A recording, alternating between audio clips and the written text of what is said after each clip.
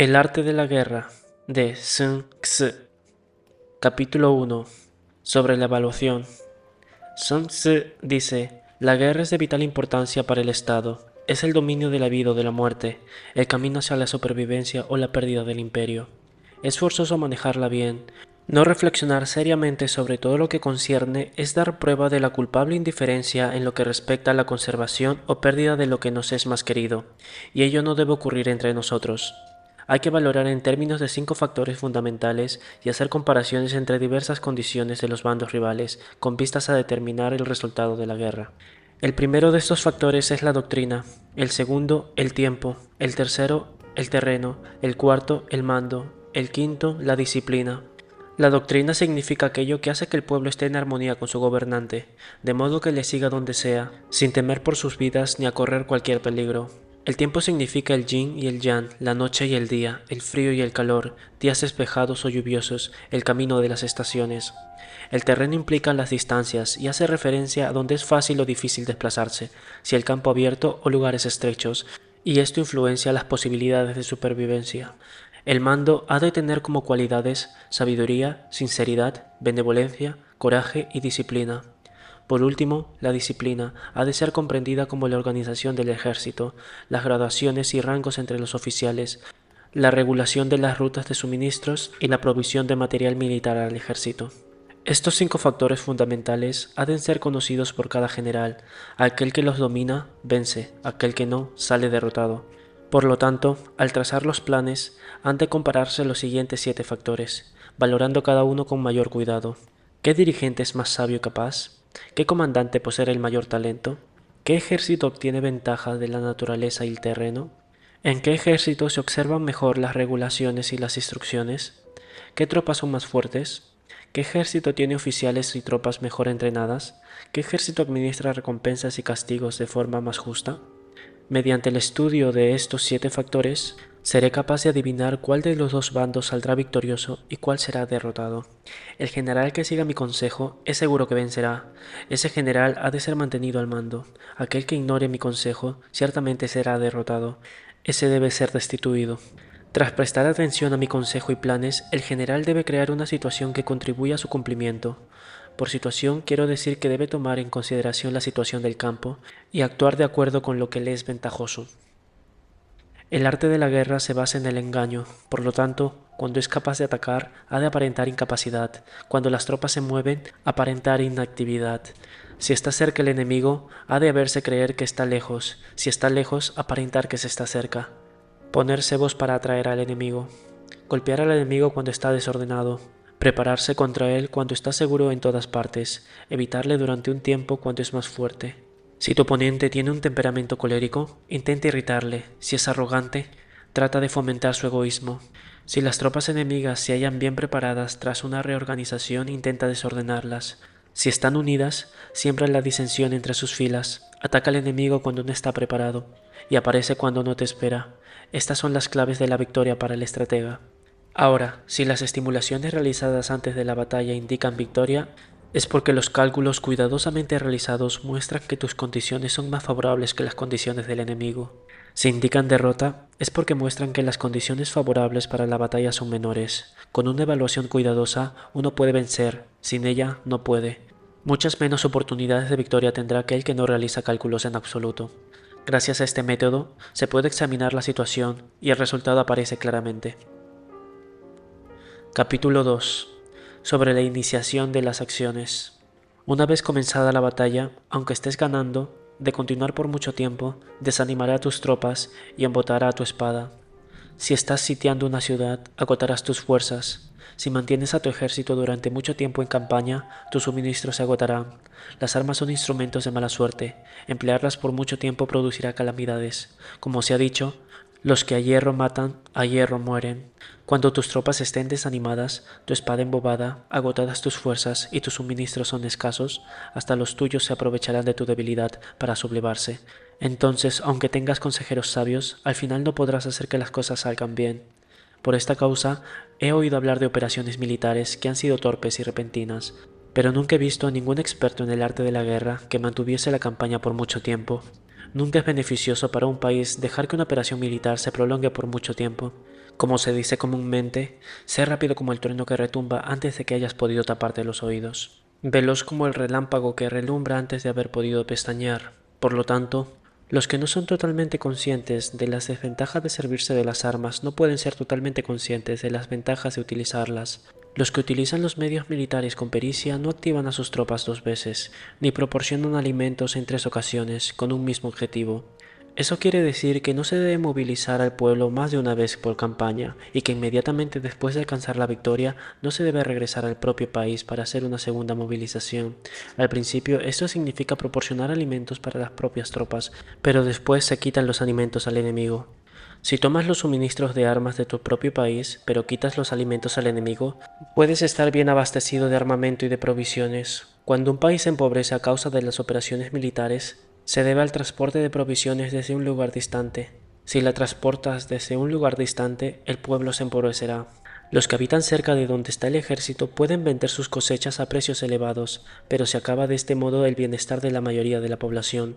Cuando se transportan las provisiones muy lejos, la gente se arruina a causa del alto costo. En los mercados cercanos al ejército, los precios de las mercancías aumentan. Por tanto, las largas campañas militares constituyen una lacra para el país. Cuando se agotan los recursos, los impuestos se recaudan bajo presión. Cuando el poder y los recursos se han agotado, se arruina el propio país. Se priva al pueblo de gran parte de su presupuesto, mientras que los gastos del gobierno para armamento se elevan. Los habitantes constituyen la base de un país, los alimentos son la felicidad del pueblo. El príncipe debe respetar este hecho y ser sobrio y austero en sus gastos públicos. En consecuencia, un general inteligente lucha por desproveer al enemigo de sus alimentos. Cada porción de alimentos tomados al enemigo equivale a 20 que te suministras a ti mismo. Así pues, lo que arrasa al enemigo es la imprudencia y la motivación de los tuyos en asumir los beneficios de los adversarios. Cuando recompenses a tus hombres con los beneficios que ostentaban los adversarios, los harás luchar por propia iniciativa, y así podrán tomar el poder y la influencia que tenía el enemigo. Es por esto por lo que se dice que donde hay grandes recompensas, hay hombres valientes. Por consiguiente, en una batalla de carros, recompensa primero el que tome al menos 10 carros. Si recompensas a todo el mundo, no habrá suficiente para todos. Así pues, ofrece una recompensa a un soldado para animar a todos los demás. Cambia sus colores de los soldados enemigos hechos prisioneros, utilízalos mezclados como los tuyos, trata bien a los soldados y préstales atención. Los soldados prisioneros deben ser bien tratados para conseguir que en el futuro luchen por ti. A esto se llama vencer al adversario e incrementar por añadidura tus propias fuerzas. Si utilizas al enemigo para derrotar al enemigo, serás poderoso en cualquier lugar donde vayas. Así pues, lo más importante en una operación militar es la victoria y no la persistencia. Esta última no es beneficiosa. Un ejército es como un fuego. Si no lo apagas, se consumirá por sí mismo. Por lo tanto, sabemos que el que está en la cabeza del ejército está a cargo de las vidas de los habitantes y de la seguridad de la nación. Capítulo 3. Sobre las proposiciones de la victoria y la derrota. Como regla general, es mejor conservar un enemigo intacto que destruirlo, capturar a sus soldados para conquistarlos y dominar a sus jefes. Un general decía: practica las artes marciales, calcula la fuerza de tus adversarios, haz que pierdan su ánimo y dirección, de manera que aunque el ejército enemigo esté intacto, sea inservible. Esto se gana sin violencia. Si destruyes al ejército enemigo y matas a sus generales, asaltas sus defensas disparando, reúnes a una muchedumbre y usurpas un territorio, todo esto es ganar por la fuerza. Por esto, los que ganan todas las batallas no son realmente profesionales. Los que consiguen que se rindan impotentes los ejércitos ajenos sin luchar son los mejores maestros del arte de la guerra. Los guerreros superiores atacan mientras los enemigos están proyectando sus planes, luego deshacen sus alianzas. Por eso, un gran emperador decía: el que lucha por la victoria frente a sus espadas desnudas no es un buen general. La peor táctica es atacar una ciudad, asediar, acorralar una ciudad. Solo se lleva a cabo como último recurso. Emplea no menos de 3 meses en preparar tus artefactos y otros 3 para coordinar los recursos para tu asedio. Nunca se debe atacar por cólera o con prisas. Es aconsejable tomarse tiempo en la planificación y coordinación del plan. Por lo tanto, un verdadero maestro de las artes marciales vence a otras fuerzas enemigas sin batalla, conquista otras ciudades sin asediarlas y destruye a otros ejércitos sin emplear mucho tiempo. Un maestro experto en las artes marciales deshace los planes de los enemigos, estropea sus relaciones y alianzas, le corta los suministros o bloquea su camino, venciendo mediante estas tácticas sin necesidad de luchar. Es imprescindible luchar contra todas las facciones enemigas para obtener una victoria completa, de manera que ese ejército no quede acuartelado y el beneficio sea total. Esta es la ley del asedio estratégico. La victoria completa se produce cuando el ejército no lucha, la ciudad no es asediada, la destrucción no se prolonga durante mucho tiempo, y en cada caso el enemigo es vencido por el empleo de la estrategia. Así pues, la regla de la utilización de la fuerza es la siguiente: si tus fuerzas son 10 veces superiores a las del adversario, rodéalo; si son 5 veces superiores, atácalo; si son 2 veces superiores, divídelo; si tus fuerzas son iguales en número, lucha si te es posible; si tus fuerzas son inferiores, mantente continuamente en guardia, pues el más pequeño fallo te acarrearía las peores consecuencias. Trata de mantenerte al abrigo y evita en lo posible el enfrentamiento abierto con él. La prudencia y la firmeza de un pequeño número de personas pueden llegar a cansar y a dominar incluso a numerosos ejércitos.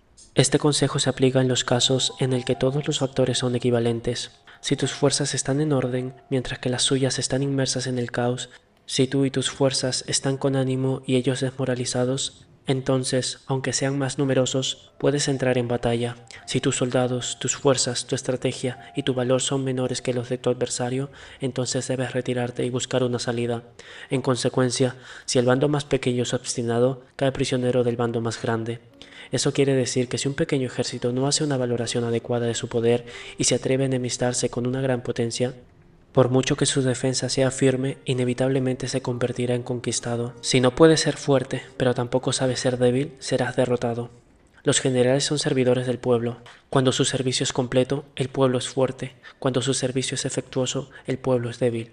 Así pues, existen 3 maneras en las que el príncipe lleva al ejército al desastre: cuando el príncipe, ignorando los hechos, ordena avanzar a sus ejércitos o retirarse cuando no deben hacerlo. A esto se le llama inmovilizar al ejército. Cuando un príncipe ignora los asuntos militares, pero comparte en pie de igualdad el mando del ejército, los soldados acaban confusos. Cuando el príncipe ignora cómo llevar a cabo las maniobras militares, pero comparte por igual la dirección, los soldados están vacilantes. Una vez que los ejércitos están confusos y vacilantes, empiezan los problemas procedentes de los adversarios. A esto se le llama perder la victoria por trastornar el aspecto militar. Si intentas utilizar los métodos de un gobierno civil para dirigir una operación militar, la operación será confusa. Triunfan aquellos que saben cuándo luchar y cuándo no, saben discernir cuándo utilizar muchas o pocas tropas, tienen tropas cuyos rangos superiores e inferiores tienen el mismo objetivo, se enfrentan con preparativos enemigos desprevenidos, tienen generales competentes y no limitados por sus gobiernos civiles. Estas 5 son las maneras de conocer el futuro del vencedor.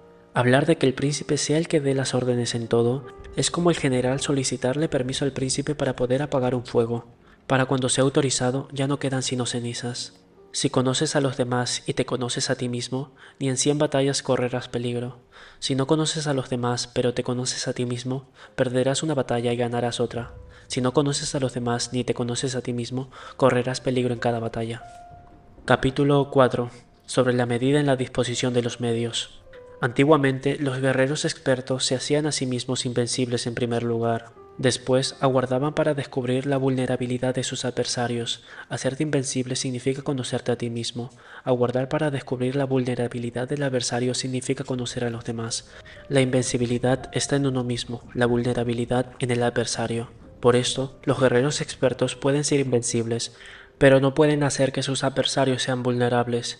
Si los adversarios no tienen orden de batalla sobre el que informarse, ni negligencias o fallos de los que aprovecharse, ¿cómo pueden vencerlos aunque estén bien pertrechados? Por esto es por lo que se dice que la victoria puede ser percibida, pero no fabricada.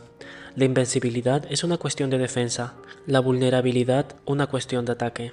Mientras no hayas observado vulnerabilidades en el orden de batalla de los adversarios, oculta tu propia formación de ataque y prepárate para ser invencible, con la finalidad de preservarte. Cuando los adversarios tienen orden de batalla vulnerables, es el momento de salir a atacarlos. La defensa es para los tiempos de escasez, el ataque para los tiempos de abundancia. Los expertos en defensa se esconden en las profundidades de la tierra. Los expertos en maniobras de ataque se esconden en las más elevadas alturas del cielo. De esta manera pueden protegerse y lograr la victoria total.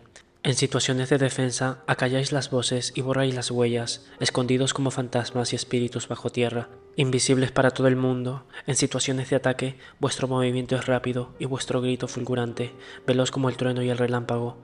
Para los que no se pueden uno preparar, aunque vengan del cielo.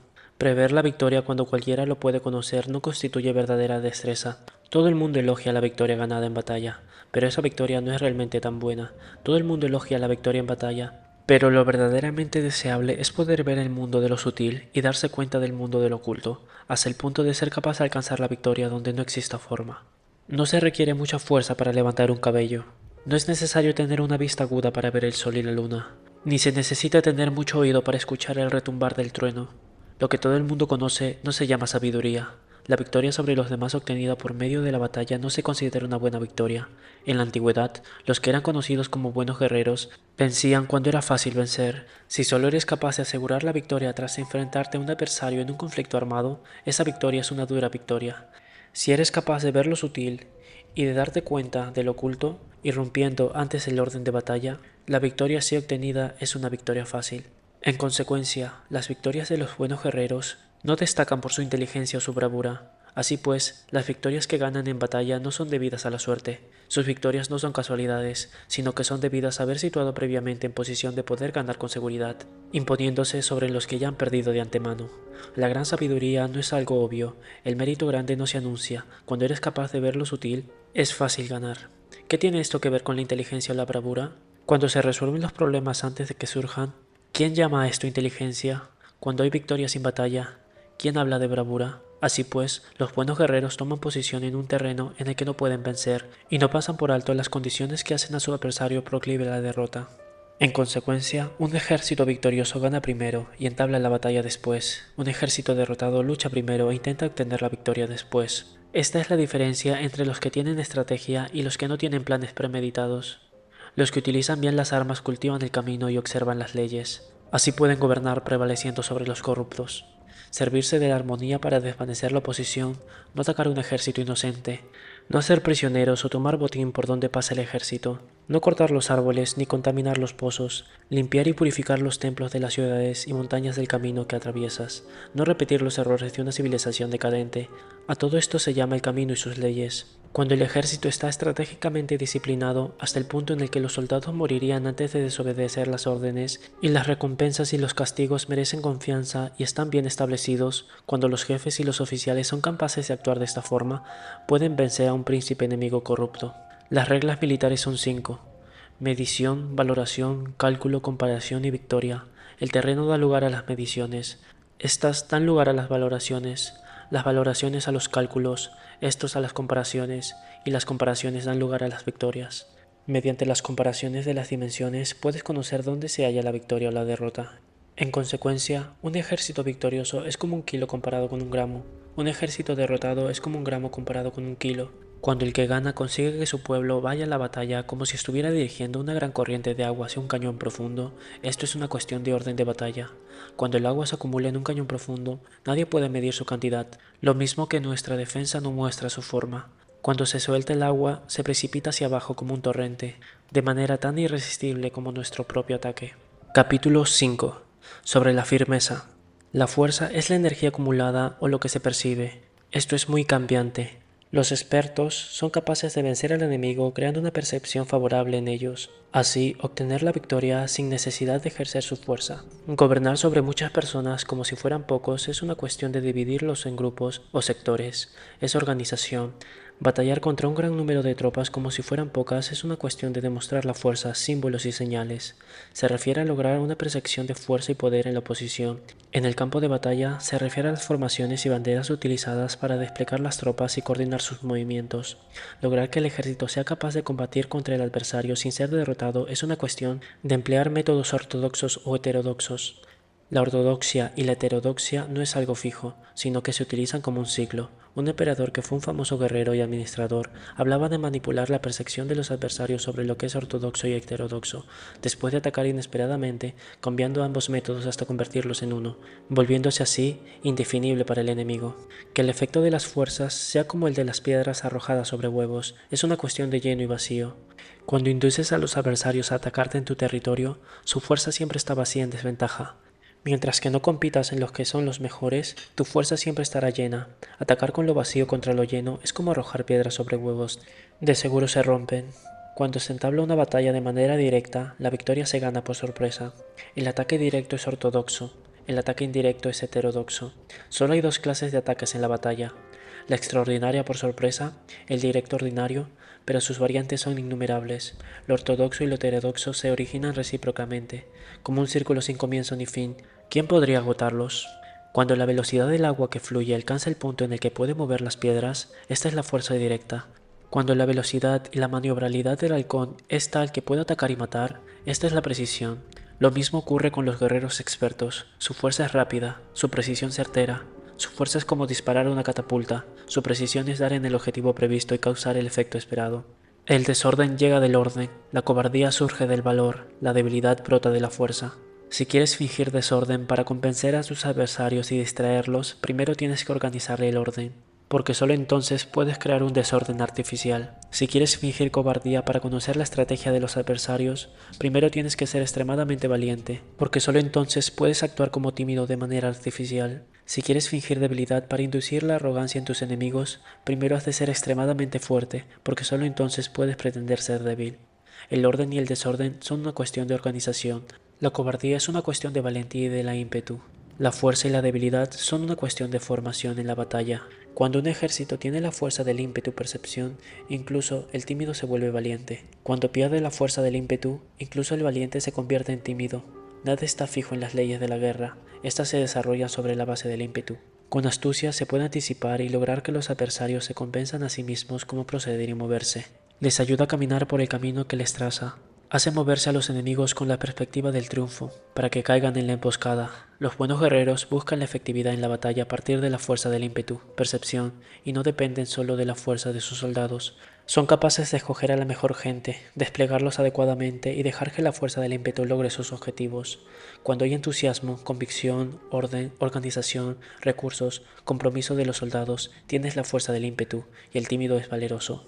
Así es posible asignar a los soldados por sus capacidades, habilidades y encomendarle deberes y responsabilidades adecuadas. El valiente puede luchar, el cuidadoso puede hacer de centinela, el inteligente puede estudiar, analizar y comunicar, cada cual es útil. Hacer que los soldados luchen permitiendo que la fuerza del ímpetu haga su trabajo es como hacer rodar rocas. Las rocas permanecen inmóviles cuando están en un lugar plano, pero ruedan en un plano inclinado. Se quedan fijas cuando son cuadradas, pero giran si son redondas. Por lo tanto, cuando se conduce a los hombres a la batalla con astucia, el impulso es como rocas redondas que se precipitan montaña abajo. Esta es la fuerza que produce la victoria. Fin del capítulo 5. Capítulo 6. Sobre lo lleno y lo vacío. Los que anticipan se preparan y llegan primero al campo de batalla y esperan al adversario están en posición descansada. Los que llegan los últimos al campo de batalla, los que improvisan y entablan la lucha quedan agotados. Los buenos guerreros hacen que los adversarios vengan a ellos y de ningún modo se dejan atraer fuera de su fortaleza. Si haces que los adversarios vengan a ti para combatir, su fuerza estará siempre vacía. Si no sales a combatir, tu fuerza estará siempre llena. Este es el arte de vaciar a los demás y de llenarte a ti mismo. Lo que impulsa a los adversarios de venir hacia ti por propia decisión es la perspectiva de ganar. Lo que desanima a los adversarios de ir hacia ti es la probabilidad de sufrir daños. Cuando los adversarios están en posición favorable, debes cansarlos. Cuando están bien alimentados, cortar los suministros. Cuando están descansando, hacer que se pongan en movimiento. Ataca inesperadamente, haciendo que los adversarios se agoten corriendo para salvar sus vidas. Interrumpe sus provisiones, arrasa sus campos y corta sus vías de aprovisionamiento. Aparece en lugares críticos y ataca donde menos se lo esperen, haciendo que tengan que acudir al rescate. Aparece donde no puedan ir. Dirígete hacia donde menos se lo esperen. Para desplazarte cientos de kilómetros sin cansancio, atraviesa tierras despobladas. Ataca un espacio abierto no significa solo un espacio en el que el enemigo no tiene defensa. Mientras su defensa no sea estricta, el lugar no esté bien guardado, los enemigos se desperdigarán ante ti como si estuvieran atravesando un territorio despoblado. Para tomar infaliblemente lo que atacas, ataca donde no haya defensa. Para mantener una defensa infaliblemente segura, defiende donde no haya ataque. Así, en el caso de los que son expertos en el ataque, sus enemigos no saben por dónde atacar. Cuando se cumplen las instrucciones, Las personas son sinceramente leales y comprometidas, los planes y preparativos para la defensa implementados con firmeza, siendo tan sutil y reservado que no se revelan a las estrategias de ninguna forma y los adversarios se sienten inseguros y su inteligencia no les sirve para nada. Sé extremadamente sutil, discreto, hasta el punto de no tener forma. Sé completamente misterioso y confidencial, hasta el punto de ser silencioso. De esta manera podrás dirigir el destino de tus adversarios. Para avanzar sin encontrar resistencia, arremete por sus puntos débiles. Para retirarte de manera esquiva, sé más rápido que ellos. Las situaciones militares se basan en la velocidad. Llega como el viento, muévete como el relámpago, y los adversarios no podrán vencerte. Por lo tanto, cuando quieras entrar en batalla, incluso si el adversario está atrincherado en una posición defensiva, no podrá evitar luchar si atacas en el lugar en el que debe acudir irremediablemente al rescate. Cuando no quieras entrar en batalla, e incluso si trazas una línea en el terreno que quieres conservar, el adversario no podrá combatir contigo porque le des una falsa pista. Esto significa que cuando los adversarios llegan para atacarte, no luchas con ellos, sino que estableces un cambio estratégico para confundirlos y llenarlos de incertidumbre. Por consiguiente, cuando induces a otros a efectuar una formación, mientras que tú mismo permaneces sin forma, estás concentrado, mientras que tu adversario está dividido. Haz que los adversarios vean como extraordinario lo que es ordinario para ti. Haz que vean como ordinario lo que es extraordinario para ti. Eso es inducir al enemigo a efectuar una formación. Una vez vista la formación del adversario, concentra sus tropas contra él. Como tu formación no está a la vista, el adversario dividirá seguramente sus fuerzas. Cuando estés concentrado formando una sola fuerza, mientras que el enemigo está dividido en 10, estás atacando una concentración de 1 contra 10, así que tus fuerzas superan a las suyas. Si puedes atacar a unos pocos soldados con muchos, diezmarás el número de tus adversarios. Cuando estás fuertemente atrincherado, te has hecho fuerte tras buenas barricadas y no dejas filtrar ninguna información sobre tus fuerzas. Sal afuera sin información. Precisa, ataca y conquista de manera incontenible.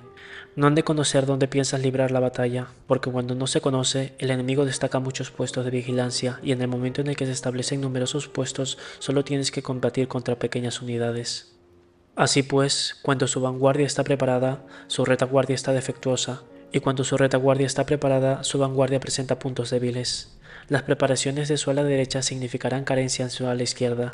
Las preparaciones por todas partes significará ser vulnerable por todas partes. Eso significará que cuando las tropas están en guardia en muchos lugares, están forzosamente desperdigadas en pequeñas unidades. Cuando se dispone de pocos soldados, se está a la defensiva contra el adversario. El que dispone de muchos hace que el enemigo tenga que defenderse.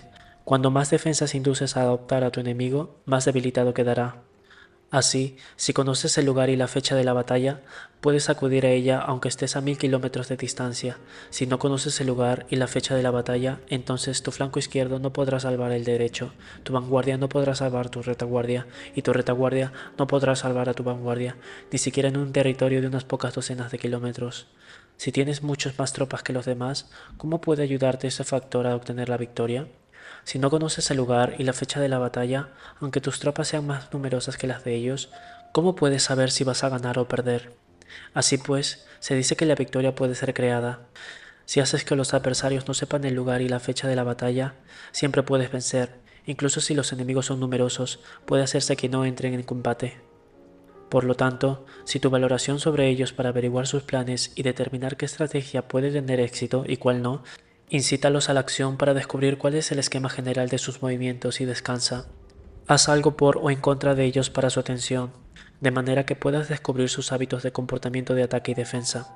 Indúcelos a adoptar formaciones específicas para conocer sus puntos flacos. Esto significa utilizar muchos métodos para confundir y perturbar al enemigo, con el objetivo de observar sus formas de respuesta hacia ti. Después de haberlas observado, actúas en consecuencia, de manera que puedes saber qué clase de situaciones significan vida y cuáles significan muerte. Pruébalos para averiguar sus puntos fuertes y sus puntos débiles. Por lo tanto, el punto final de la formación de un ejército es llegar a la no forma. Cuando no tienes forma, los informadores no pueden descubrir nada, ya que la información no puede crear una estrategia.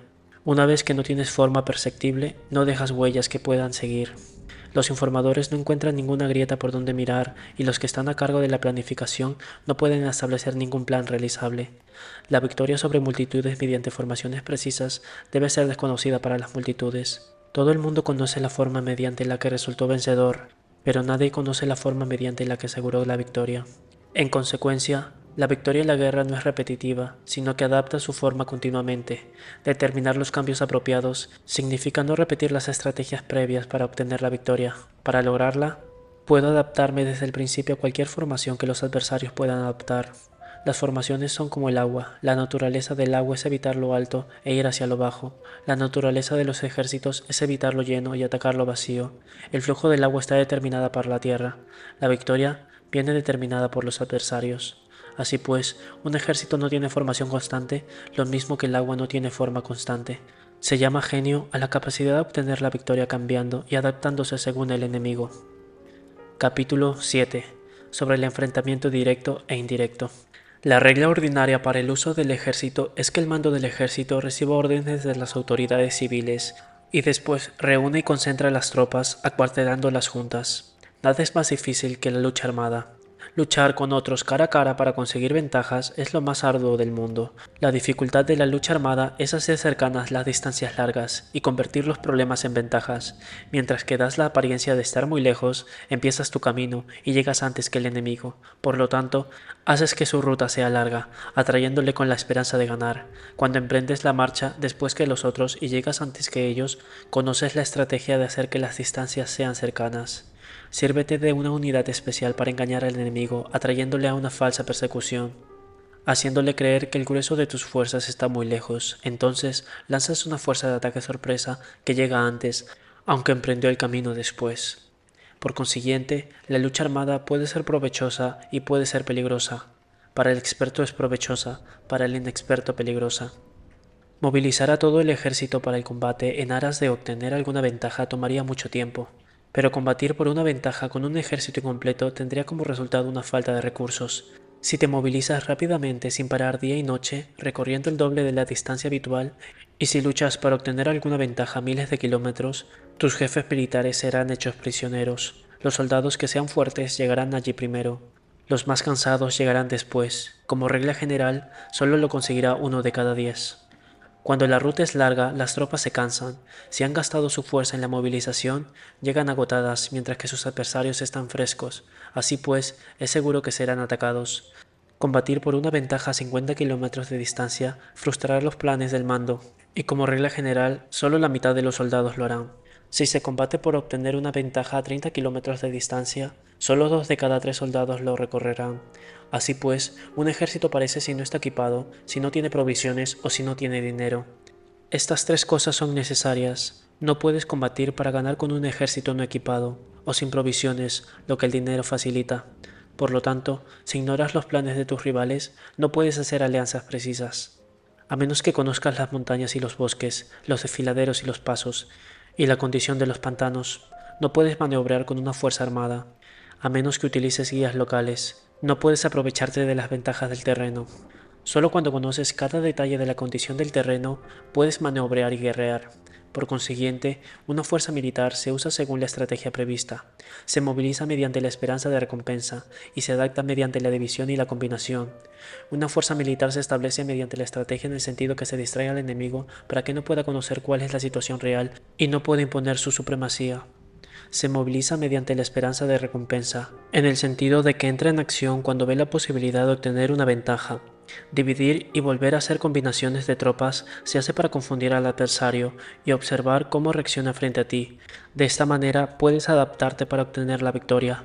Por eso, cuando una fuerza militar se mueve con rapidez es como el viento, cuando va lentamente es como el bosque, es voraz como el fuego e inmóvil como las montañas, es rápida como el viento en el sentido de que llega sin avisar y desaparece como el relámpago, es como un bosque porque tiene un orden, es voraz como el fuego que devasta una planicie sin dejar tras de sí una brizna de hierba, es inmóvil como una montaña cuando se acuartela. Es tan difícil de conocer como la oscuridad, su movimiento es como un trueno que retumba. Para ocupar un lugar, divide a tus tropas. Para expandir tu territorio, divide los beneficios. La regla general de las operaciones militares es desproveer de los alimentos al enemigo todo lo que se pueda. Sin embargo, en localidades donde la gente no tiene mucho, es necesario dividir a las tropas en grupos más pequeños para que puedan tomar en diversas partes lo que necesitan, ya que solo así tendrán suficiente. En cuanto a dividir el botín, significa que es necesario repartirlo entre las tropas para guardar lo que se ha sido ganado, no dejando que el enemigo lo recupere. Actúa después de haber hecho una estimación. Gana lo que conoce primero la medida de lo que está lejos y lo que está cerca. Esta es la regla general de la lucha armada. El primero que hace el movimiento es el invitado. El último es el anfitrión. El invitado lo tiene difícil. El anfitrión lo tiene fácil. Cerca y lejos significa desplazamiento. El cansancio, el hambre, el frío surgen del desplazamiento. Un antiguo libro que trata de asuntos militares dice: las palabras no son escuchadas, por eso se hacen los símbolos y los tambores, las banderas y los estandartes, se hace a causa de la ausencia de visibilidad. Símbolos, tambores, banderas y estandartes se utilizan para concentrar y unificar los oídos y los ojos de los soldados. Una vez que están unificados, el valiente no puede actuar solo, ni el tímido puede abandonar solo. Esta es la regla general del empleo de un grupo. Unificar los oídos y los ojos de los soldados significa hacer que miren y escuchen al unísono, de manera que no caigan en la confusión y el desorden. Las señales se utilizan para indicar direcciones e impedir que los individuos vayan a donde se les antoje. Así pues, en batallas nocturnas utiliza fuegos y tambores, en batallas diurnas sírvete de banderas y estandartes para manipular los oídos y los ojos de los soldados. Utiliza muchas señales para confundir las percepciones del enemigo y hacerle temer tu temible poder militar. De esta forma, haces desaparecer la energía de sus ejércitos y desmoralizas a sus generales. En primer lugar, has de ser capaz de mantenerte firme en tu propio corazón. Solo entonces puedes desmoralizar a los generales enemigos. Por esto, la tradición afirma que los habitantes de otros tiempos tenían la firmeza para desmoralizar, y la antigua ley de los que conducían carros y de combate decía que cuando la mente original es firme, la energía fresca es victoriosa. De este modo, la energía de la mañana está llena de ardor, la del mediodía decae y la energía de la noche se retira. En consecuencia, los expertos en el manejo de armas prefieren la energía entusiasta, atacan la decadente y la que se bate en retirada. Son ellos los que dominan la energía. Cualquier débil en el mundo se dispone a combatir en un minuto si se siente animado, pero cuando se trata realmente de tomar las armas y de entrar en batalla, es poseído por la energía. Cuando esta energía se desvanece, se detendrá, estará asustado y se arrepentirá de haber comenzado. La razón por la que esa clase de ejércitos miran por encima del hombro a enemigos fuertes, lo mismo que miran a las doncellas vírgenes, es porque se están aprovechando de su agresividad, estimulada por cualquier cosa. Utilizar el orden para manifestarse al desorden, utilizar la calma para enfrentarse con los que se agitan, esto es dominar el corazón. A menos que tu corazón esté totalmente abierto y tu mente en orden, no puedes esperar a ser capaz de adaptarte a responder sin límites, a manejar los acontecimientos de manera infalible, a enfrentarte a dificultades graves e inesperadas sin turbarte, dirigiendo cada cosa sin confusión. Dominar la fuerza es esperar a los que vienen de lejos, aguardar con toda comodidad a los que se han fatigado y con el estómago saciado a los hambrientos. Esto es lo que se quiere decir cuando se habla de atraer a otros hacia donde estás, al tiempo que evitas ser inducido a ir hacia donde están ellos. Evitar la confrontación contra formaciones de combate bien ordenadas y no atacar grandes batallones constituye el dominio de la adaptación. Por tanto, la regla general de las operaciones militares es no enfrentarse a una gran montaña ni oponerse al enemigo de espaldas a esta. Esto significa que si los adversarios están en un terreno elevado, no debes atacarles cuesta arriba, y que cuando efectúan una carga cuesta abajo, no debes hacerles frente. No persigas a los enemigos cuando finjan una retirada, ni ataques tropas expertas. Si los adversarios huyen de repente antes de agotar su energía, seguramente hay una emboscada esperándote para atacar a tus tropas. En este caso, debes retener a tus oficiales para que no se lancen en su persecución. No consumas la comida de sus soldados. Si el enemigo abandona de repente sus provisiones, estas han de ser probadas antes de ser comidas por si están envenenadas. No detengas a ningún ejército que esté en camino a su país. Bajo estas circunstancias, un adversario luchará hasta la muerte. Hay que dejarle una salida a un ejército rodeado. Muéstrales una manera de salvar la vida para que no estén dispuestos a luchar hasta la muerte, y así podrás aprovecharte para atacarles. No presiones a un enemigo desesperado. Un animal agotado seguirá luchando, pues esa es la ley de la naturaleza. Estas son las leyes de las operaciones militares. Capítulo 8. Sobre los 9 cambios. Por lo general, las operaciones militares están bajo el control del gobernante civil para dirigir al ejército. El general no debe levantar su campamento en un terreno difícil. Deja que se establezcan relaciones diplomáticas en las fronteras. No permanezcas en un territorio árido ni aislado. Cuando te halles en un terreno cerrado, prepara alguna estrategia y muévete. Cuando te halles en un terreno mortal, lucha. Terreno cerrado significa que existen lugares escarpados que te rodean por todas partes, de manera que el enemigo tiene movilidad, que puede llegar a irse con libertad, pero a ti te es difícil salir y volver. Cada ruta debe ser estudiada para que sea la mejor. Hay rutas que no debes usar, ejércitos que no han de ser atacados, ciudades que no deben ser rodeadas, terrenos sobre los que no se debe combatir y órdenes de gobernantes civiles que no deben ser obedecidas. En consecuencia, los generales que conocen las variables posibles para aprovecharse del terreno saben cómo manejar las fuerzas armadas. Si los generales no saben cómo adaptarse de manera ventajosa, aunque conozcan las condiciones del terreno, no pueden aprovecharse de él. Si están al mando de ejércitos, pero ignoran las artes de la total adaptabilidad, aunque conozcan el objetivo a lograr, no pueden hacer que los soldados luchen por él. Si eres capaz de ajustar la campaña, cambiar conforme al ímpetu de las fuerzas, entonces la ventaja no cambia, y los únicos que son perjudicados son los enemigos. Por esta razón, no existe una estructura permanente. Si puedes comprender totalmente este principio, puedes hacer que los soldados actúen en la mejor forma posible. Por lo tanto, las consideraciones de las personas inteligentes siempre incluyen el analizar objetivamente el beneficio y el daño. Cuando se considera el beneficio, su acción se expande. Cuando se considera el daño, sus problemas pueden resolverse. El beneficio y el daño son interdependientes y los sabios los tienen en cuenta. Por ello, lo que retiene a los adversarios es el daño, lo que les mantiene ocupados es la acción y lo que les motiva es el beneficio. Cansa a los enemigos manteniéndolos ocupados y no dejándoles respirar, pero antes de lograrlo, tienes que realizar previamente tu propia labor. Esa labor consiste en desarrollar un ejército fuerte, un pueblo próspero, una sociedad armoniosa y una manera ordenada de vivir. Así pues, la norma general de las operaciones militares consiste en no contar con que el enemigo no acuda, sino confiar en tener los medios de enfrentarte a él, no contar con que el adversario no ataque, sino confiar en poseer lo que no puede ser atacado. Si puedes recordar siempre el peligro cuando estás a salvo y el caos en tiempos de orden, permanece atento al peligro y al caos mientras no tengas todavía forma, y evítalos antes de que se presenten. Esta es la mejor estrategia de todas. Por esto, existen 5 rasgos que son peligrosos en los generales. Los que están dispuestos a morir pueden perder la vida. Los que quieren preservar la vida pueden ser hechos prisioneros. Los que son dados a los apasionamientos irracionales pueden ser ridiculizados. Los que son muy puritanos pueden ser deshonrados. Los que son compasivos pueden ser turbados. Si te presentas en un lugar con toda seguridad, los enemigos se precipitarán a defender. Las personas compasivas se apresurarán invariablemente a rescatar a sus habitantes, causándose a sí mismos problemas y cansancio. Estos son 5 rasgos que constituyen defectos en los generales y que son desastrosos para las operaciones militares.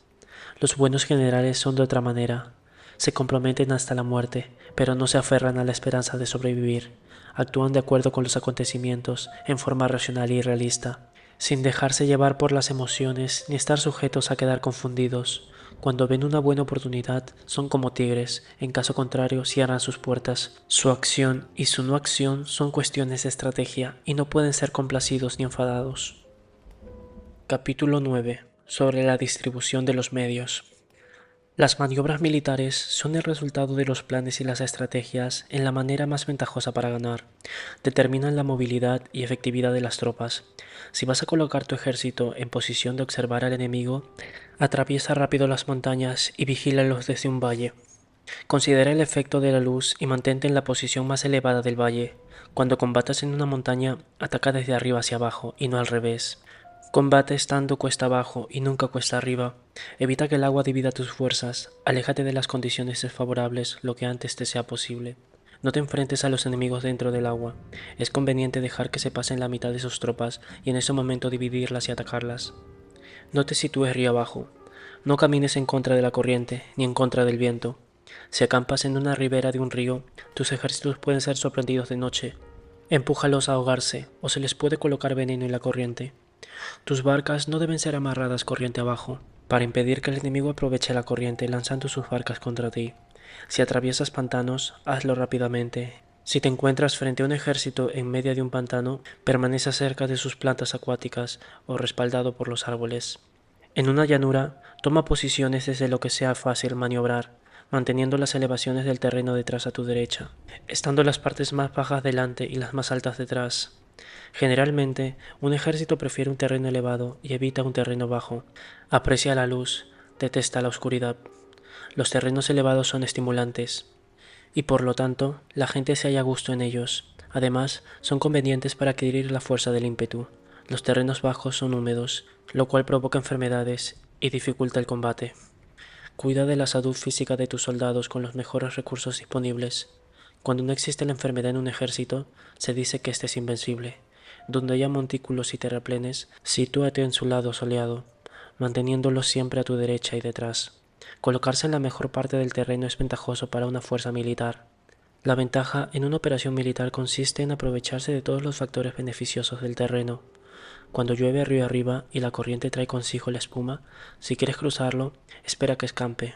Siempre que un terreno presente barrancos infranqueables, lugares cerrados, trampas, riesgos, grietas y prisiones naturales, debes abandonarlo rápidamente y no acercarte a él. En lo que a mí concierne, siempre me mantengo alejado de esos accidentes del terreno, de manera que los adversarios están más cerca que yo de ellos. Doy la cara a estos accidentes, de manera que queden a espaldas del enemigo. Entonces estás en situación ventajosa y él tiene condiciones desfavorables. Cuando un ejército se está desplazando, si atraviesa territorios montañosos con muchas corrientes de agua y pozos, o pantanos cubiertos de juncos, o bosques vírgenes llenos de árboles y vegetación, es imprescindible escudriñarlos totalmente y con cuidado, ya que estos lugares ayudan a las emboscadas y a los espías. Es esencial bajar del caballo y escudriñar el terreno, por si existen tropas escondidas para tenderte una emboscada. También podría ser que hubiera espías al acecho observándote y escuchando tus instrucciones y movimientos. Cuando el enemigo está cerca, pero permanece en calma, quiere decir que se halla en una posición fuerte. Cuando estás lejos, pero intenta provocar hostilidades, quiere decir que avances. Si además su posición es accesible, eso quiere decir que es favorable. Si un adversario no conserva la posición que le es favorable por las condiciones del terreno y se sitúa en otro lugar conveniente, debe ser porque existe alguna ventaja táctica para obrar de esta manera. Si se mueven los árboles, es que el enemigo se está acercando. Si hay obstáculos entre los matorrales, es que has tomado un mal camino. La idea de poner muchos obstáculos entre la maleza es hacerte pensar que existen tropas emboscadas escondidas en medio de ellas. Si los pájaros alzan el vuelo, hay tropas emboscadas en el lugar. Si los animales están asustados, existen tropas atacantes. Si se elevan columnas de polvo altas y espesas, hay carros que se están acercando. Si son bajas y anchas, se acercan soldados a pie. Humaredas esparcidas significan que se está cortando leña. Pequeñas polvaderas que van y vienen indican que hay que levantar el campamento. Si los emisarios del enemigo pronuncian palabras humildes mientras que éste incrementa sus preparativos de guerra, esto quiere decir que van a avanzar. Cuando se pronuncian palabras altisonantes y se avanza ostentosamente, es señal de que el enemigo se va a retirar. Si sus emisarios vienen con palabras humildes, envía espías para observar al enemigo y comprobarás que está aumentando sus preparativos de guerra. Cuando los carros ligeros salen en primer lugar y se sitúan en los flancos, están estableciendo un frente de batalla. Si los emisarios llegan pidiendo la paz sin firmar un tratado, significa que están tramando un complot. Si el enemigo dispone rápidamente a sus carros en fila de combate, es que están esperando refuerzos. No se precipitarán para un encuentro ordinario si no entienden que les ayudará, o debe haber una fuerza que se halla a distancia y que es esperada en un determinado momento para unir sus tropas y atacarte. Conviene anticipar, prepararse inmediatamente para esta eventualidad. Si la mitad de sus tropas avanza y la otra mitad retrocede, es que el enemigo piensa traerte una trampa. El enemigo está fingiendo en este caso confusión y desorden para incitarte a que avances. Si los soldados enemigos se apoyan unos en otros, es que están hambrientos. Si los aguadores beben en primer lugar, es que las tropas están sedientas. Si el enemigo ve una ventaja pero no la aprovecha, es que está cansado. Si los pájaros se reúnen en el campamento enemigo, es que el lugar está vacío. Si hay pájaros sobrevolando una ciudad, el ejército ha huido.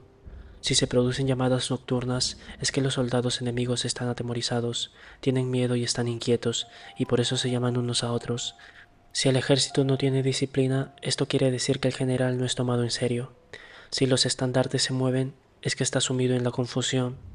Las señales se utilizan para unificar el grupo. Así pues, si se desplaza de acá para allá sin orden ni concierto, significa que sus filas están confusas. Si sus emisarios muestran irritación, significa que están cansados. Si matan sus caballos para obtener carne, es que los soldados carecen de alimentos. Cuando no tienen marmitas y no vuelven a su campamento, son enemigos completamente desesperados. Si se producen murmuraciones, falta de disciplina y los soldados hablan mucho entre sí, quiere decir que se ha perdido la lealtad de la tropa. Las murmuraciones describen la presión de los verdaderos sentimientos. Las faltas de disciplina indican problemas con los superiores. Cuando el mando ha perdido la lealtad de las tropas, los soldados se hablan con franqueza entre sí sobre los problemas de sus superiores. Si se otorgan numerosas recompensas, es que el enemigo se halla en un callejón sin salida. Cuando se ordenan demasiados castigos, es que el enemigo está desesperado. Cuando la fuerza de su ímpetu está agotada, otorgan constantes recompensas para tener contentos a los soldados, para evitar que se rebelen en masa. Cuando los soldados están tan agotados que no pueden cumplir las órdenes, son castigados una y otra vez para establecer la autoridad. Ser violento al principio y terminar después temiendo a los propios soldados es el colmo de la ineptitud. Los emisarios que acuden con actitud conciliadora indican que el enemigo quiere una tregua. Si las tropas enemigas se enfrentan a ti con ardor, pero demoran el momento de entrar en combate sin abandonar no obstante el terreno, has de observarlos cuidadosamente. Están preparando un ataque por sorpresa. En asuntos militares, no es necesariamente más beneficioso ser superior en fuerzas, solo evitar actuar con violencia innecesaria. Es suficiente con consolidar tu poder, hacer estimaciones sobre el enemigo y conseguir unir tropas, eso es todo. El enemigo que actúa aisladamente, que carece de estrategia y que toma a la ligera a sus adversarios, inevitablemente acabará siendo derrotado. Si tu plan no contiene una estrategia de retirada o de posterior al ataque, sino que confías exclusivamente en la fuerza de tus soldados y tomas a la ligera a tus adversarios sin valorar su condición, con toda seguridad caerás prisionero. Si se castiga a los soldados antes de haber conseguido que sean leales al mando, no obedecerán. Si no obedecen, serán difíciles de emplear. Tampoco podrán ser empleados si no se lleva a cabo ningún castigo, incluso después de haber obtenido su lealtad.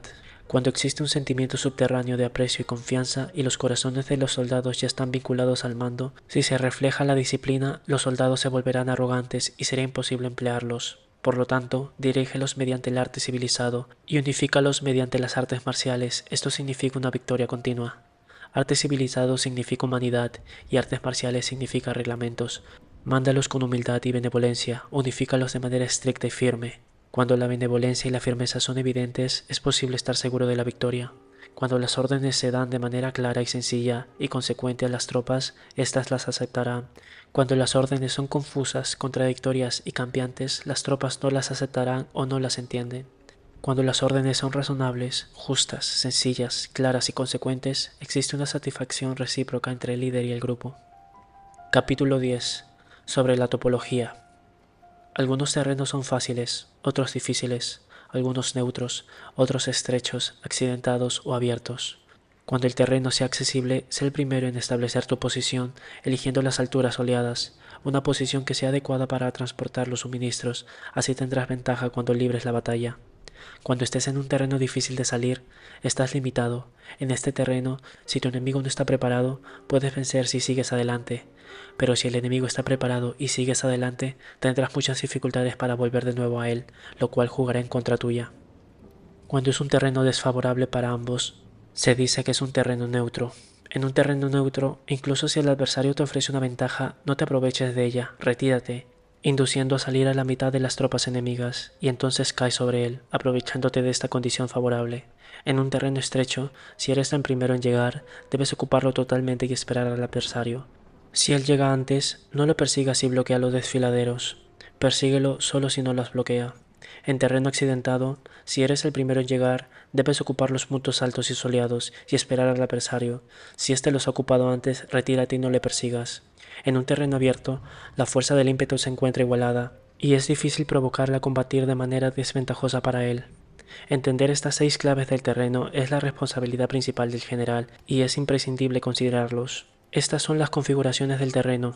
Los generales que las ignoran salen derrotados. Así pues, entre las tropas están las que huyen, las que se retraen, las que se derrumban, las que se rebelan y las que son derrotadas. Ninguna de estas circunstancias constituyen desastres naturales, sino que son debidas a los errores de los generales. Las tropas que tienen el mismo ímpetu, pero que atacan en proporción de 1 contra 10, salen derrotadas. Los que tienen tropas fuertes, pero cuyos oficiales son débiles, caen retirados. Los que tienen soldados débiles al mando de los oficiales fuertes se verán en apuros. Cuando los oficiales superiores están encolerizados y son violentos, se enfrentan al enemigo por su cuenta y por despecho, y cuando los generales ignoran sus capacidades, el ejército se desmoronará. Como norma general, para poder vencer al enemigo, todo el mando militar debe tener una sola intención y todas las fuerzas militares deben cooperar. Cuando los generales son débiles y carecen de autoridad, cuando las órdenes no son claras, cuando oficiales y soldados no tienen solidez y las formaciones son anárquicas, se produce revuelta. Los generales que son derrotados son aquellos que son incapaces de calibrar a los adversarios, entran en combate con fuerzas superiores en número o mejor equipadas, y no seleccionan a sus tropas según los niveles de preparación de las mismas. Si empleas soldados sin seleccionar a los preparados de los no preparados, a los arrojados y a los timoratos, te estás buscando tu propia derrota. Estas son las 6 maneras de ser derrotado. La comprensión de estas situaciones es la responsabilidad suprema de los generales y deben ser consideradas. La primera es no calibrar el número de fuerzas. La segunda, la ausencia de un sistema claro de recompensas y castigos. La tercera, la insuficiencia de entrenamiento. La cuarta es la pasión irracional. La quinta es la ineficacia de la ley del orden. Y la sexta es el fallo de no seleccionar a los soldados fuertes y resueltos. La configuración del terreno puede ser un apoyo para el ejército. Para los jefes militares, el curso de la acción adecuada es calibrar al adversario para asegurar la victoria y calcular los riesgos y las distancias. Salen vencedores los que libran batallas conociendo estos elementos, salen derrotados los que luchan ignorándolos. Por lo tanto, cuando las leyes de la guerra señalan una victoria segura, es claramente apropiado entablar batalla, incluso si el gobierno ha dado órdenes de no atacar. Si las leyes de la guerra no indican una victoria segura, es adecuado no entrar en batalla, aunque el gobierno haya dado orden de atacar. De este modo, se avanza sin pretender la gloria, se ordena la retirada sin evitar la responsabilidad, con el único propósito de proteger a la población y el beneficio también del gobierno. Así se rinde un servicio valioso a la nación. Avanzar y retirarse en contra de las órdenes del gobierno no se hace por interés personal, sino para salvaguardar las vidas de la población y un auténtico beneficio del gobierno. Servidores de esta talla son muy útiles para un pueblo. Mira por tus soldados como miras por un recién nacido, así estarán dispuestos a seguirte hasta los valles más profundos. Cuida de tus soldados como cuidas de tus queridos hijos, y morirán gustosamente contigo. Pero si eres tan amable con ellos que no los puedes utilizar, si eres tan indulgente que no los puedes dar órdenes, tan informal que no puedes disciplinarlos, tus soldados serán como niños mimados y por lo tanto inservibles. Las recompensas no deben utilizarse solas, ni deben confiarse solamente en los castigos. En caso contrario, las tropas, como niños mimosos, se acostumbran a disfrutar o a quedar resentidas por todo. Esto es dañino y los vuelve inservibles. Si sabes que tus tropas son capaces de atacar, pero ignoras si el enemigo es vulnerable a un ataque, tienes solo la mitad de posibilidades de ganar. Si sabes que tu enemigo es vulnerable a un ataque, pero ignoras si tus soldados son capaces de atacar, solo tienes la mitad de posibilidades de ganar. Si sabes que el enemigo es vulnerable a un ataque y tus soldados pueden llevarlo a cabo, pero ignoras si las condiciones del terreno es favorable para la batalla, tienes la mitad de probabilidades de vencer. Por lo tanto, los que conocen las artes marciales no pierden el tiempo cuando efectúan sus movimientos, ni se agotan cuando atacan. Debido a esto, se dice que cuando te conoces a ti mismo y conoces a los demás, la victoria no es un peligro. Cuando conoces al cielo y la tierra, la victoria es inagotable. Capítulo 11. Sobre las 9 clases de terreno. Conforme a las leyes de las operaciones militares, existen 9 clases de terreno. Si intereses locales luchan entre sí en su propio territorio, a esta se le llama terreno de dispersión. Cuando los soldados están apegados a su casa y combaten cerca de su hogar, pueden ser dispersados con facilidad. Cuando penetras en un territorio ajeno, pero no lo haces en profundidad, a este se le llama territorio ligero. Esto significa que los soldados pueden regresar fácilmente. El territorio puede resultarte ventajoso si lo tomas, y ventajoso al enemigo si es el quien lo conquista. Se llama terreno clave. Un terreno de lucha inevitable es cualquier enclave defensiva o pase estratégico. Un territorio igualmente accesible para ti y para los demás se llama terreno de comunicación. El territorio que está rodeado por 3 territorios rivales es el primero en proporcionar libre acceso a él a todo el mundo, se llama territorio de intersección. El terreno de intersección es aquel en el que convergen las principales vías de comunicación, uniéndolas entre sí. Sé el primero en ocuparlo, y la gente tendrá que ponerse de tu lado. Si lo obtienes, te encuentras seguro. Si lo pierdes, corres peligro. Cuando penetras en profundidad en un territorio ajeno y dejas detrás muchas ciudades y pueblos, a este terreno se le llama difícil. Es un terreno del que es difícil regresar. Cuando atraviesas montañas boscosas, desfiladeros abruptos u otros accidentes difíciles de atravesar, a esto se le llama terreno desfavorable. Cuando el acceso es estrecho y la salida es tortuosa, de manera que una pequeña unidad enemiga puede atacarte, aunque tus tropas sean muy numerosas, a este terreno se le llama cercado. Si eres capaz de una gran adaptación, puedes atravesar este territorio. Si solo puedes sobrevivir en un territorio luchando con rapidez y es fácil morir si no lo haces, a este se le llama terreno mortal. Las tropas que se encuentran en un terreno mortal están en la misma situación que si se encuentran en una barca que se hunde o en una casa ardiendo. Así pues, no combates en un terreno de dispersión, no te detengas en un terreno ligero, no ataques en un terreno clave ocupado por el enemigo, no dejes que tus tropas sean divididas en un terreno de comunicación, en terrenos de intersección establece comunicaciones, en terrenos difíciles entra aprovisionado, en terrenos desfavorables continúa marchando, en terrenos cercados haz planes, en terrenos mortales lucha. En un terreno de dispersión los soldados pueden huir. En un terreno ligero es cuando los soldados han penetrado un territorio enemigo, pero todavía no tienen las espaldas cubiertas. Por eso, sus mentes no están realmente concentradas y no están listos para la batalla. No es ventajoso atacar al enemigo en un terreno clave. Lo que es ventajoso es llegar a él primero. No debe permitirse que quede aislado el terreno de comunicación, para que pueda servirse de las rutas de suministros. En terrenos de intersección estarás a salvo si estableces alianzas, si las pierdes te encontrarás en peligro. En terrenos difíciles, entrar aprovisionado significa reunir todo lo necesario para estar allí mucho tiempo. En terrenos desfavorables, ya que no puedes atrincherarte en ello, debes apresurarte a salir. En terrenos cercados, introduce tácticas sorpresivas. Si las tropas caen en un terreno mortal, todo el mundo luchará de manera espontánea. Por esto se dice, sitúa tus tropas en un terreno mortal y sobrevivirán. Los que eran considerados como expertos en el arte de la guerra eran capaces de hacer que el enemigo perdiera contacto entre su vanguardia y su retaguardia. La confianza entre las grandes y las pequeñas unidades, el interés recíproco por el bienestar de los diferentes rangos, el apoyo mutuo entre gobernantes y gobernados, el aislamiento de soldados y la coherencia de sus ejércitos.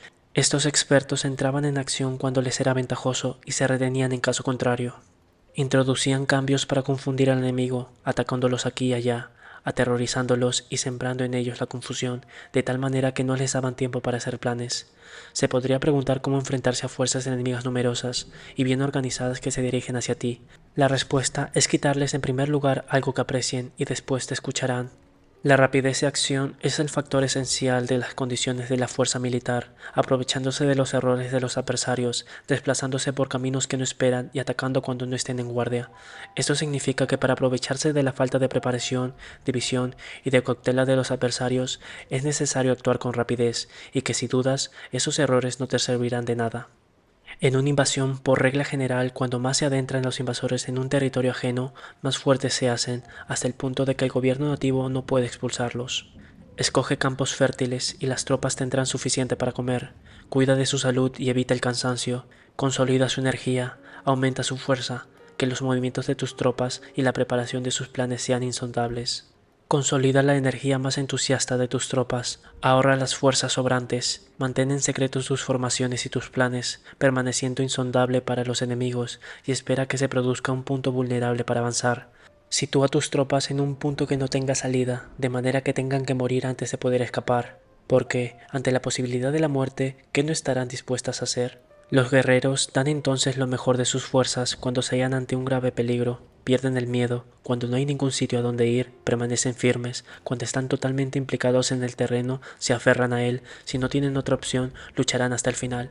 Por esta razón, los soldados están vigilantes sin tener que ser estimulados, se alistan sin tener que ser llamados a filas. Son amistosos sin necesidad de promesas y se puede confiar en ellos sin necesidad de órdenes. Esto significa que cuando los combatientes se encuentran en peligro de muerte, sea cual sea su rango, todos tienen el mismo objetivo y por lo tanto están alertas sin necesidad de ser estimulados, tienen buena voluntad de manera espontánea y sin necesidad de recibir órdenes y pueden confiarse de manera natural en ellos, sin promesas ni necesidad de jerarquía. Prohíbe los augurios para evitar las dudas, y los soldados nunca te abandonarán. Si tus soldados no tienen riquezas, no es porque los desdeñen; si no tienen más que longevidad, no es porque no quieran vivir más tiempo.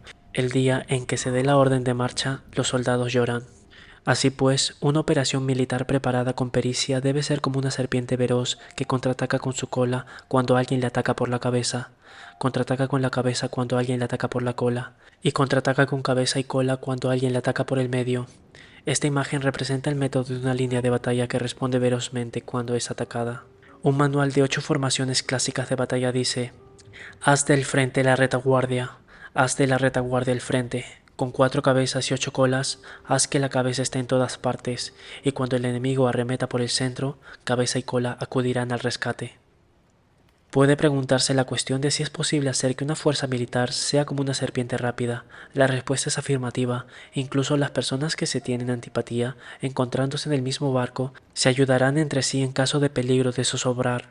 Es la fuerza de la situación que hace que esto suceda. Por esto, no basta con depositar la confianza en caballos atados y ruedas fijadas. Se atan los caballos para formar una línea de combate estable y se fijan las ruedas para hacer que los carros no se puedan mover. Pero aún así, esto no es suficientemente seguro ni se puede confiar en ello.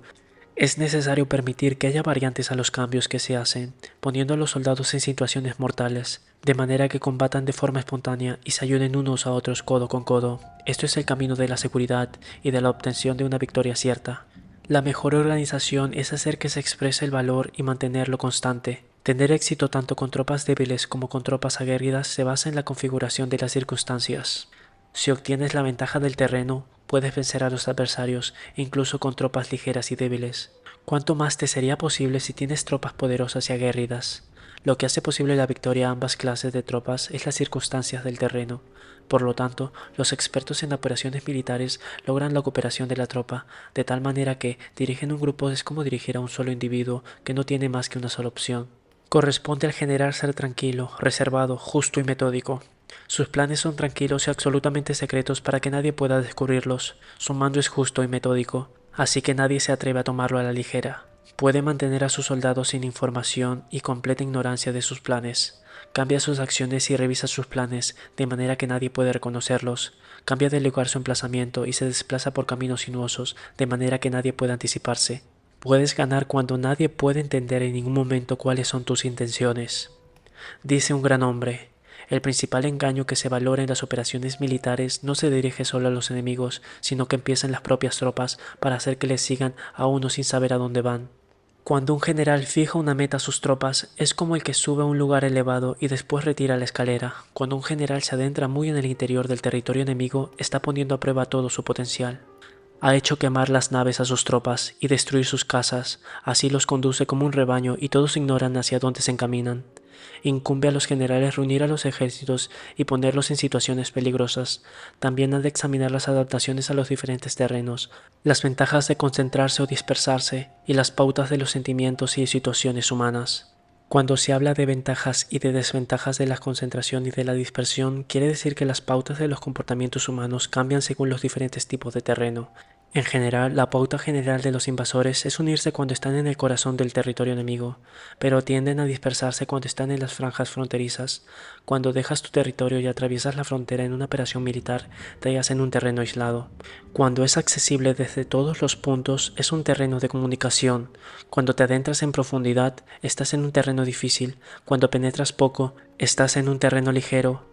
Cuando a tus espaldas se hallan espesuras infranqueables y adelante pasajes estrechos, estás en un terreno cercado. Cuando no haya ningún sitio a donde ir, se trata de un terreno mortal. Así pues, en un terreno de dispersión, yo unificaría las mentes de los soldados. En un terreno ligero, los mantendría en contacto. En un terreno clave, les haría apresurarse para tomarlo. En un terreno de intersección, prestaría atención a la defensa. En un terreno de comunicación, establecería sólidas alianzas.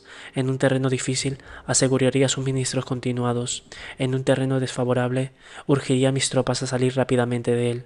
En un terreno cercado, cerraría las entradas. En un terreno mortal, indicaría a mis tropas que no existe ninguna posibilidad de sobrevivir. Por esto, la psicología de los soldados consiste en resistir cuando se ven rodeados, luchar cuando no se puede evitar y obedecer en casos extremos. Hasta que los soldados no se ven rodeados, no tienen la determinación de resistir al enemigo hasta alcanzar la victoria. Cuando están desesperados, presentan una defensa unificada. Por ello, los que ignoran los planes enemigos no pueden preparar alianzas. Los que ignoran las circunstancias del terreno no pueden hacer maniobras a sus fuerzas. Los que utilizan guías locales no pueden aprovecharse del terreno. Los militares de un gobierno eficaz deben conocer todos estos factores. Cuando el ejército de un gobierno eficaz ataca un gran territorio, el pueblo no se puede unir. Cuando su poder sobrepasa a los adversarios, es imposible hacer alianzas. Si puedes averiguar los planes de tus adversarios, aprovéchate del terreno y haz maniobras al enemigo de manera que se encuentre indefenso. En este caso, ni siquiera un gran territorio puede unir suficientes tropas para detenerte. Por lo tanto, si no luchas para obtener alianzas ni aumentar el poder de ningún país, pero extiendes tu influencia personal amenazando a los adversarios, todo ello hace que el país y las ciudades enemigas sean vulnerables. Otorga recompensas que no estén reguladas y da órdenes desacostumbradas. Considera la ventaja de otorgar recompensas que no tengan precedentes. Observa cómo el enemigo hace promesas sin tener en cuenta los códigos establecidos. Maneja las tropas como si fueran una sola persona. Empléalas en tareas reales, pero no les hables. Motívalos con recompensas, pero no les comentes los perjuicios posibles. Emplea a tus soldados solo en combatir sin comunicarles tu estrategia. Déjales conocer los beneficios que les esperan, pero no les hables de los daños potenciales. Si la verdad se filtra, tu estrategia puede hundirse. Si los soldados empiezan a preocuparse, se volverán vacilantes y temerosos. Colócalos en una situación de posible exterminio, y entonces lucharán para vivir. Ponles en peligro de muerte, y entonces sobrevivirán. Cuando las tropas afrontan peligros, son capaces de luchar para obtener la victoria. Así pues, la tarea de una operación militar es fingir acomodarse a las intenciones del enemigo. Si te concentras totalmente en este, puedes matar a su general aunque estés a kilómetros de distancia. A esto se llama cumplir el objetivo con pericia. Al principio te acomodas a sus intenciones, después matas a sus generales. Esta es la pericia en el cumplimiento del objetivo. Así, el día en el que se declara la guerra, se cierran las fronteras, se rompen los salvaconductos y se impide el paso a los emisarios.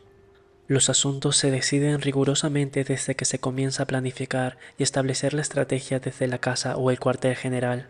El rigor en los cuarteles generales en la fase de planificación se refiere al mantenimiento del secreto. Cuando el enemigo ofrece oportunidades, aprovéchalas inmediatamente. Entérate primero de lo que pretende y después anticípate a él. Mantén la disciplina y adáptate al enemigo para determinar el resultado de la guerra. Así, al principio eres como una doncella y el enemigo abre sus puertas, entonces tú eres como una liebre suelta y el enemigo no podrá expulsarte. Capítulo 12. Sobre el arte de atacar por el fuego.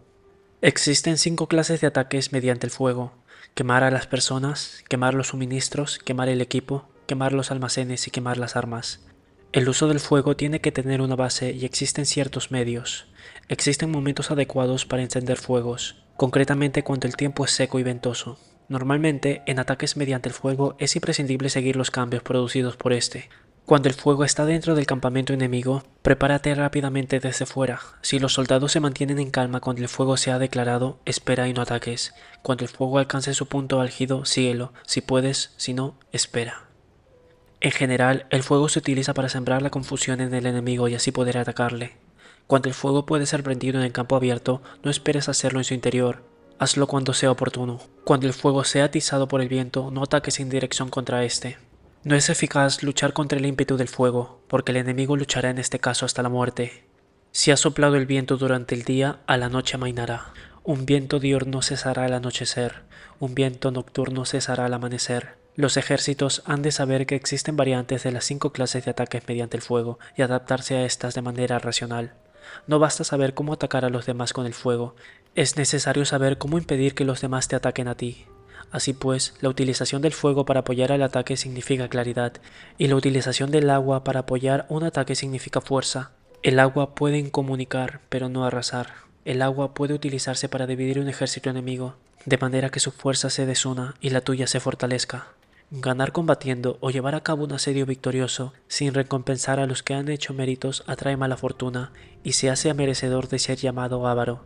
Por eso se dice que un gobierno esclarecido lo tiene en cuenta y que un buen mando militar recompensa el mérito. No moviliza sus tropas cuando no hay ventajas que obtener, ni actúa cuando no hay nada que ganar, ni luchan cuando no existe peligro. Las armas son instrumentos de mal augurio, y la guerra es un asunto peligroso. Es indispensable impedir una derrota desastrosa.